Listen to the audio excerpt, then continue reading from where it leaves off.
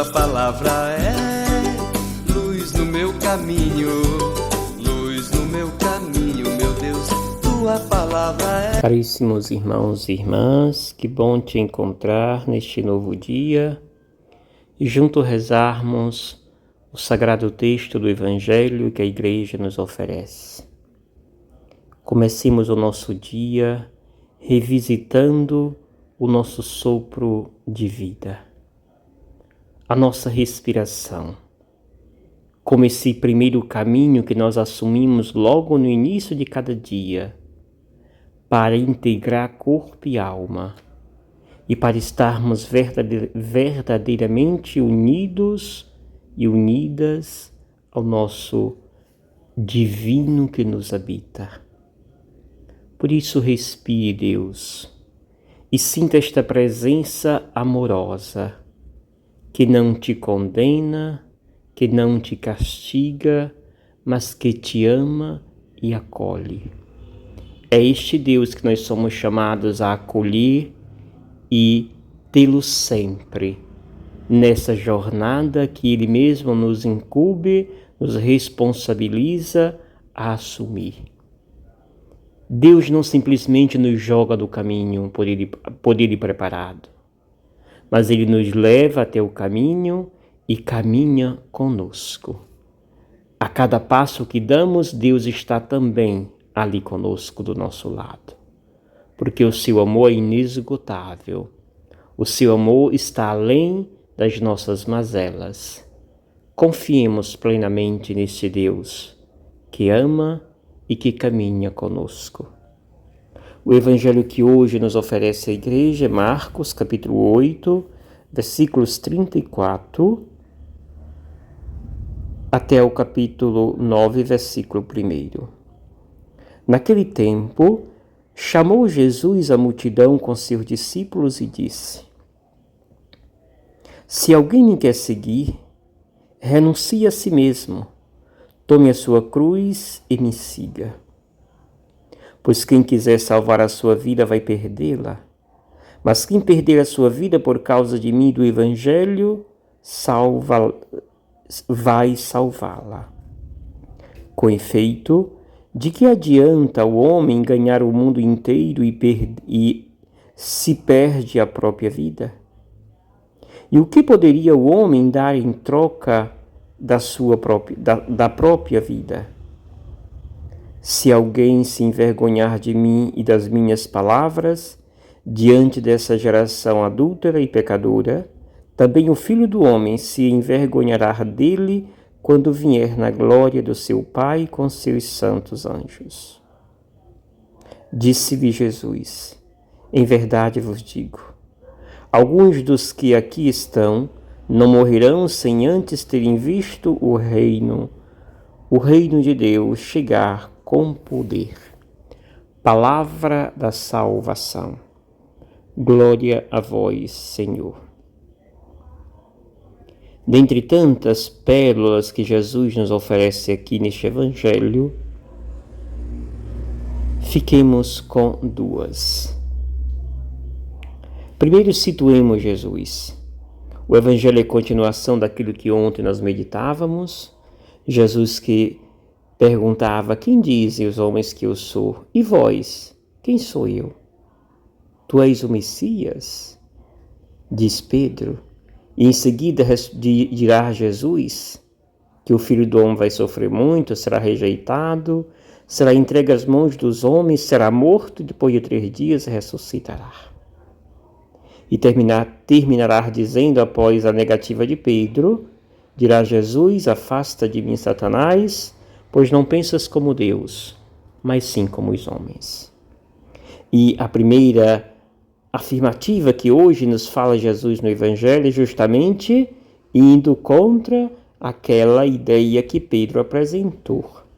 Ou seja, apresentou o pensamento, as ideias do homem, do mundo, e não os pensamentos e as ações divinas.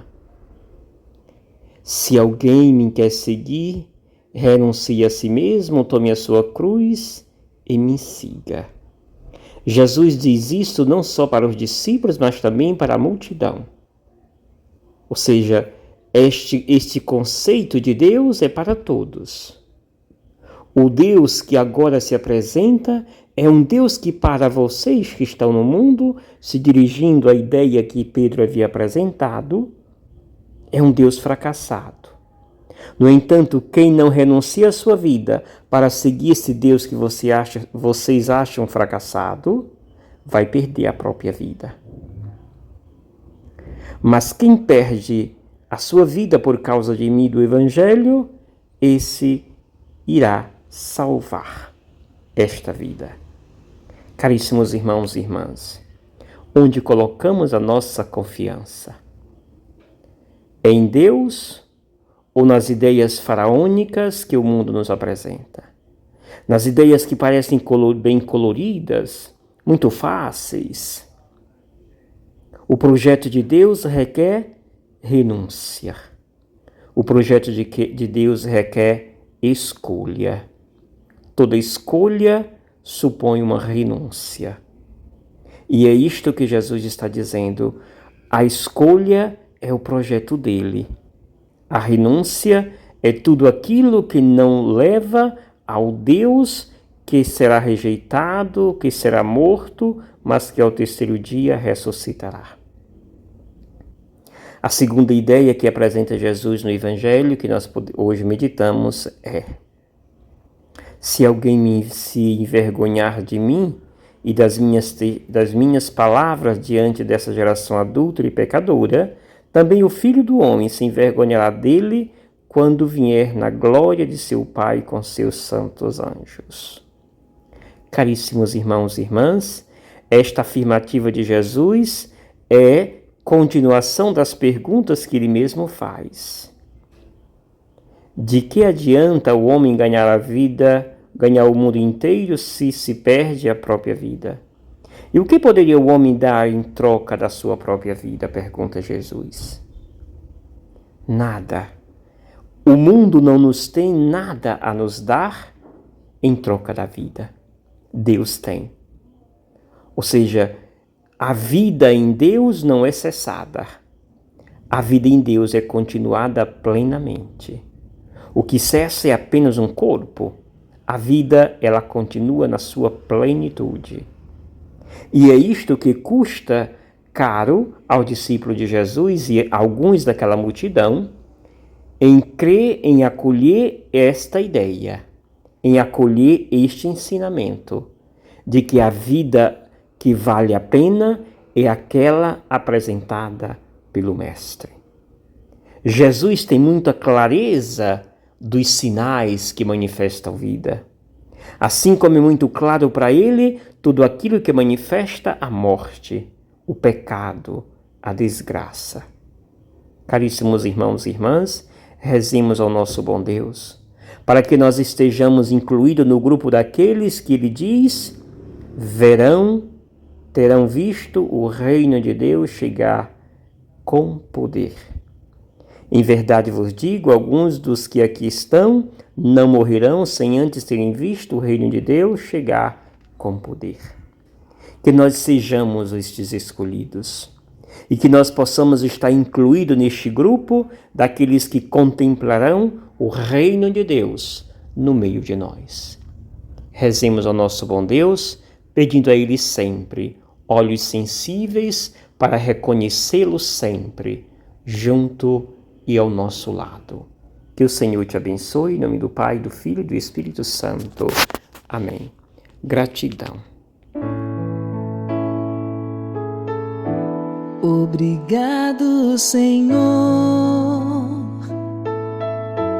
porque és meu amigo, porque sempre